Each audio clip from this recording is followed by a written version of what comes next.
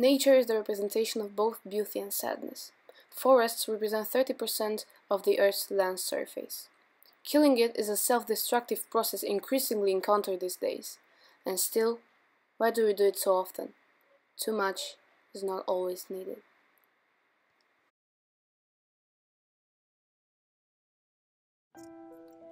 Once we drain the resources surrounding us, we get to a point where we speed up a process of self-destruction. Unfortunately, we don't have the sense of quantity when it comes to natural resources. Therefore, we need to practice it, learn it, and embrace it.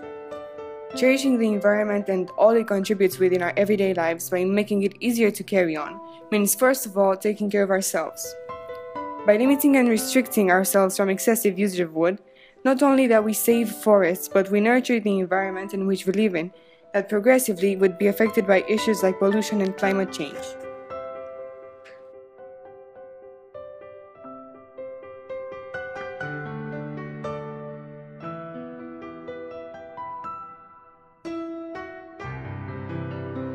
The term illegal logging is used to describe illegal practices related to the harvesting, processing, and trading of wood.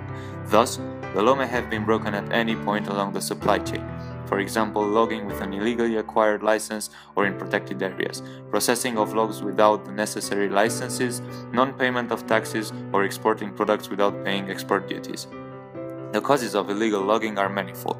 Weaknesses in forest governance, in production lines are typically the direct cause. However, consumer countries contribute to these problems by importing timber and wood products without ensuring that they are legally sourced. Also, corruption plays a significant role in illegal logging, and the only way we can fight against this crime is to eradicate corruption.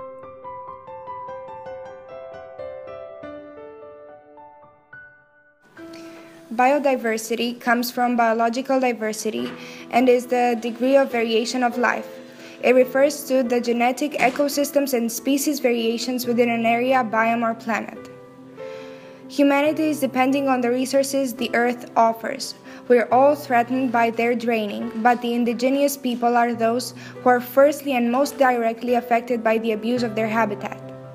Biodiversity is aggressively exploited for several reasons: food, medicine, fabrics, and so many more.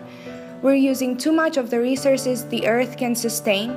Thus, the world is increasingly losing natural resources, species, and habitats.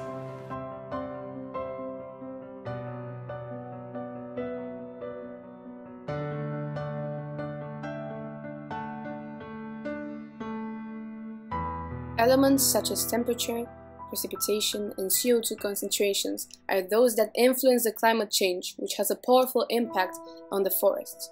Through major deforestation, the level of climate change is evolving, which is clearly not an advantage for the natural environment, as it presents more negative points than positive ones.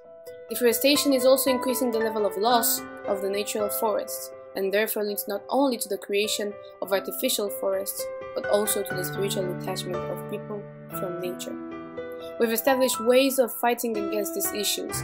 For example, we write more on different devices and less on paper. We've created a campaign in which books are kept and offered to others that can't afford them, instead of them being thrown away. And there are so many other ways of saving forests. At least we are trying, and you could do the same.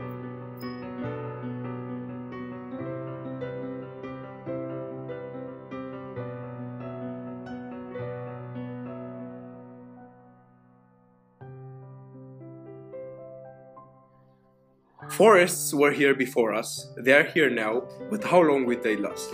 The increasing demand of wood endangers not only the natural habitat, but it also affects us and our health. Climate change and pollution will grow with each fallen tree. The forest is the strongest link between us and nature. If you cut their roots, you also cut yours.